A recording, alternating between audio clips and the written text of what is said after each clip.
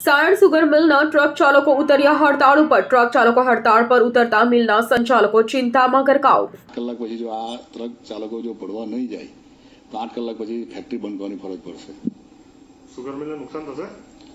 Sugar મિલને સ્વાભાવિક છે કે નુકસાન થવાનો અંદાજ ખરો, કારણ કે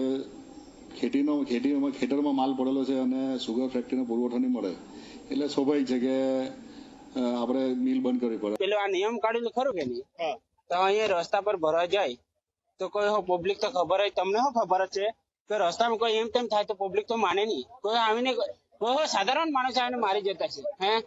અમારા હાથ પગ ભાંગી નાખે તો પછી આ લોકો કહે કે અમારે ફોન કરજે, પછી ફોન કરવાનો ટાઈમ મળે કે નહીં મળે ને। અમને એવી મુશ્કેલી છે કે ગાડીના હપ્તા કેવી રીતના ભરીએ એ તકલીફ છે। આ ડ્રાઈવરને ધ્યાનમાં રાખીએ છીએ અને વાત કરીએ છીએ પણ કોઈ સમજતું નથી। સરકાર પાસે એટલી જ માંગ છે કે આ જે નિયમ છે તે પાછો લઈ લે અને અમારું રૂટિંગ પાછું આવે। અમારી તમામ માહિતીથી અપડેટ રહેવા માટે જોડાયેલા રહો S9 ન્યૂઝ સાથે।